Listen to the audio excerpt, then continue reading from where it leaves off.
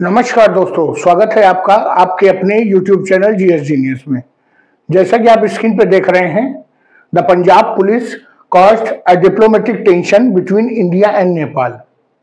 भारत और नेपाल के मध्य कुछ राजनयिक तनाव हो गया और उसका कारण था पंजाब पुलिस। पंजाब पुलिस ने कुछ ऐसा काम किया जिसके कारण भारत और नेपाल के जो रिश्ते हैं उनमें तनाव आ गया। तो आइए मित्रों, जानते हैं क्या है कारण। पंजाब पुलिस ने ऐसा क्या किया जिसके कारण भारत और नेपाल के बीच में ये तनातनी हो गई। इन सब चीजों को इस वीडियो में हम समझने का प्रयास करेंगे। लेकिन इससे पहले कि मैं अपना वीडियो शुरू करूं, आपसे हमारी रिक्वेस्ट है कि अगर आप हमारे चैनल पर नए हैं तो हमारे चैनल को सब्सक्राइब कर लीजिए, क्योंकि हमारे चैनल पर इसी प्रकार के आपके आसपास की देश दुनिया की जो समसामयिक मुद्दे हैं उनको छोटे छोटे वीडियो के माध्यम से प्रस्तुत किया जाता है। तो चलिए मित्रों, देखते हैं।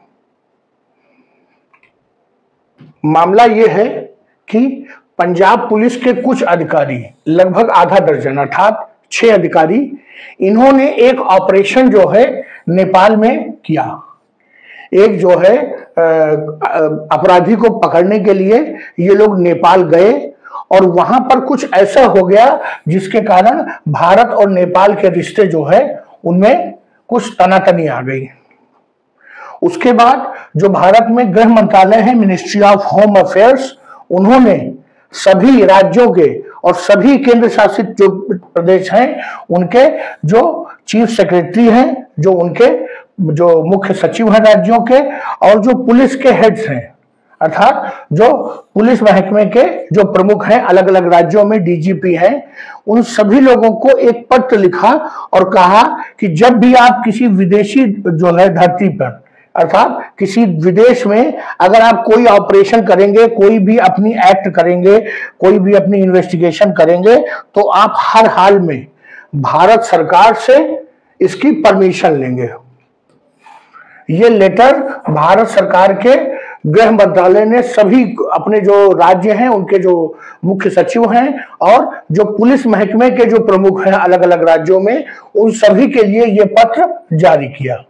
आप समझ सकते हैं कि कितना सीरियस मामला होगा कि गृह मंत्रालय को अपने सभी राज्यों को ये जो है गाइडलाइन इशू करनी पड़ी। अब आइए देखते हैं मामला है क्या।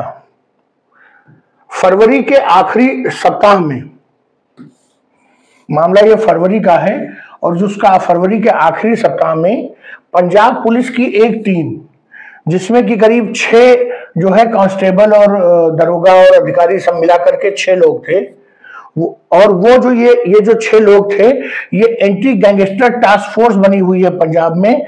जो गैंगस्टर जिन पर लगा होता है, जो लोग इस प्रकार का अपराध करते हैं जो है, उन लोगों के खिलाफ ये टीम सक्रिय रहती है। तो ये जो टीम 6 लोगों की थी, ये बिना भारत सरकार को बताए और बिना नेपाल सरकार की अनुमति के ये लोग नेपाल में इंटर करते हैं और वहां पर जो काठमांडू के आउटस्कर्ट्स है अर्थात जो काठमांडू जो राजधानी है उसके बाहरी क्षेत्र में एक जगह है नागार्जुन क्षेत्र से एक क्रिमिनल को उठाने का प्रयास करते हैं। ये पंजाब पुलिस ने किया।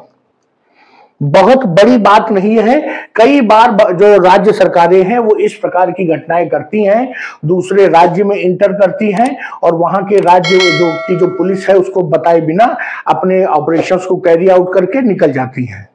बाद में भले पत्राचार और स्टेटमेंट्स एक दूसरे के विरुद्ध दिए जाते हैं, वो बात अलग है, लेकिन मामला इसलिए बढ़ गया क्योंकि इस बार ये अंतरराज्यीय मामला ना होकर के जो है अंतरदेशीय मामला हो गया। एक देश से दूसरे देश में उन्होंने ऐसा कर दिया, इसलिए ये मामला जो है ज्यादा तूल पकड़ गया। जब नेपाल पुलिस को यह मालूम चला कि बिना उनकी अनुमति के और बिना उनको कोई जानकारी दिए गए जो है भारत की एक राज्य की पुलिस इस प्रकार का काम कर रही है, तो उन्होंने इंटरवीन किया और पंजाब पुलिस को ऐसा करने से रोक दिया। और सबसे बुरी बात तो तब हुई जब नेपाल की पुलिस ने पंजाब पुलिस के 6 जो वहां जवान गए थे उनको डिटेन कर लिया, अपने कब्जे में ले लिया। अर्थात गए थे उसको गिरफ्तार करने के लिए, खुद ही गिरफ्तार हो गए।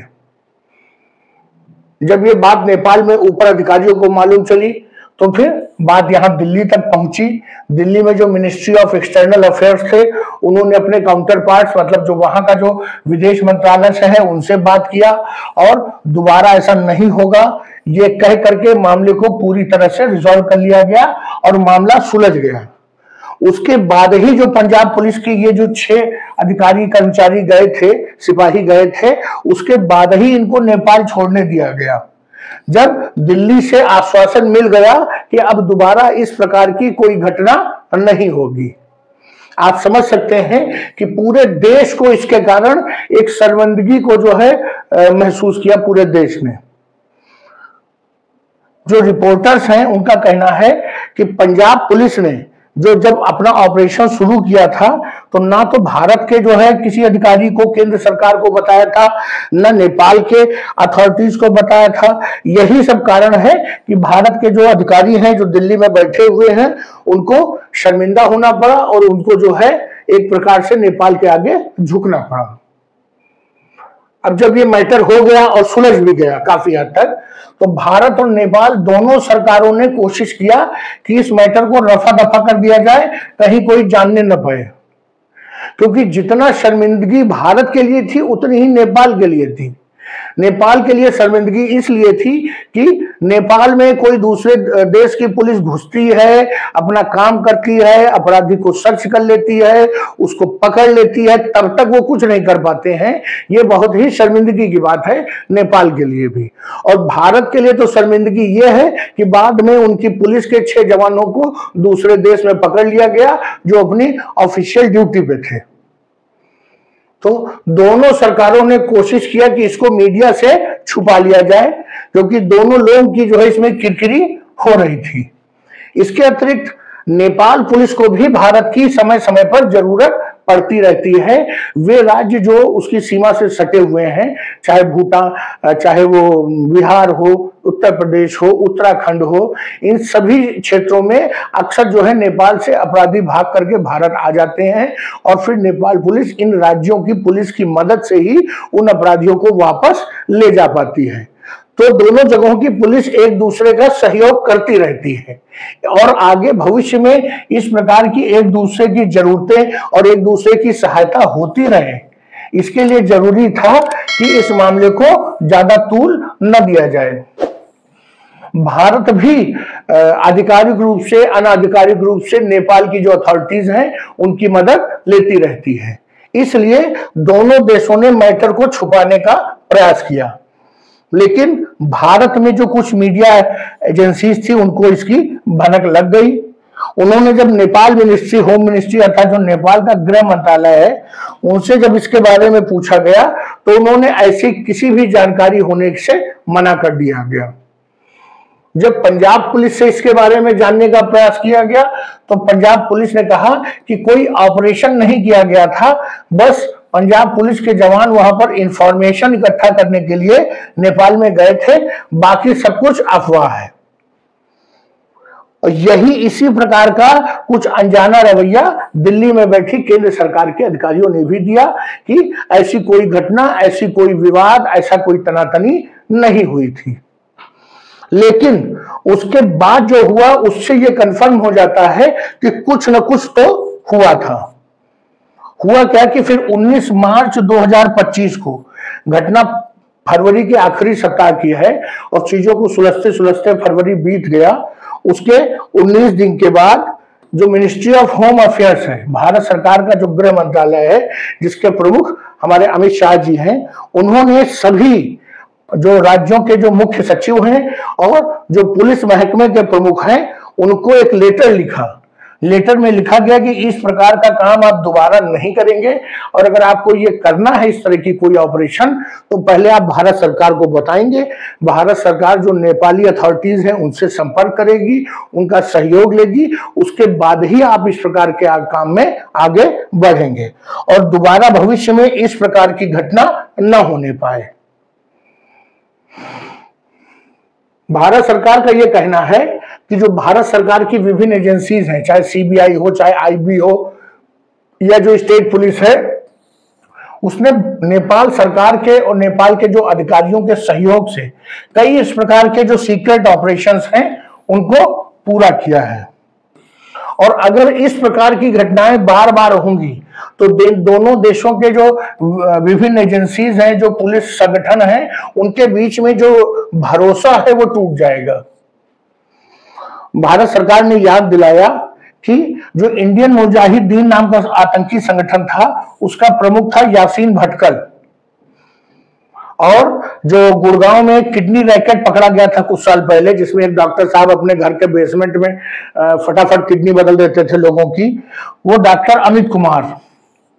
तो डॉक्टर अमित कुमार और यासीन भटकल दोनों नेपाल से पकड़े गए थे और नेपाल पुलिस ने इसमें पूरा भारत का सहयोग किया था।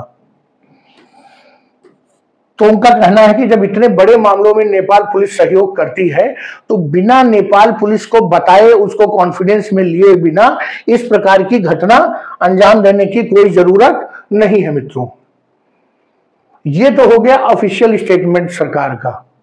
लेकिन मैं आपको बताऊं कि जब हमारे देश की पुलिस इस प्रकार की घटनाएं करती है तो वास्तव में वो इसलिए करती है क्योंकि उसको लगता है कि अगर उसने भारत सरकार में ऊपर या नेपाल की एजेंसीज को ये बताया तो कहीं ऐसा ना हो कि जो अपराधी है, जो वांटेड है, उसके मुखबिर नेपाल पुलिस में हो और उस तक खबर पहुंच जाए और जो मौका मिला है उसे धर पकड़ने का वो हाथ से छूट जाए।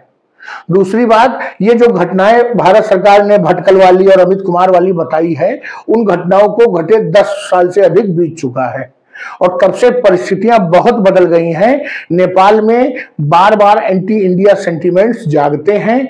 वहां की सरकार पूरी तरह से चाइना के हाथों में खेल रही है और अगर आप इसकी उम्मीद बहुत कम है कि भारत की पुलिस आज की डेट में जो है नेपाल पुलिस से संपर्क करे और वो उस तरह से सहयोग करें जिस प्रकार से करना चाहिए। दूसरी बात, ये इंफॉर्मेशन देने में, सहयोग करने में इतना लंबा समय लगता है कि सारी चीजें हाथ से निकल जाती हैं। आज की डेट में अगर बिहार पुलिस ने दिल्ली में गृह मंत्रालय को संपर्क किया, उनको इंफॉर्मेशन भेजा, एक दिन इसी में लग गया, अगले दिन उन्होंने नेपाल को भेजा, नेपाल में 2-3 दिन उस पर डिसीजन नहीं हो पाया, फिर उन्होंने भारत सरकार को यस कहा, फिर उन्होंने बिहार सरकार से कहा, फिर उन्होंने टीम बनाई, भेजा, तब तक तो अपराधी जो है नेपाल से मलेशिया जा चुका होता है। तो मित्रों, इसलिए इस प्रकार के ऑपरेशंस होते रहते हैं और जब कभी कोई पकड़ में आ जाता है तो इस तरह का मैटर बन जाता है। तो चलिए मित्रों, ये भारत नेपाल संबंधों पे एक घटना थी, मैंने आपको बताया। अगर आपको ये अच्छा लगा हो वीडियो हमारा तो वीडियो को लाइक करिए, चैनल को सब्सक्राइब करिए। धन्यवाद।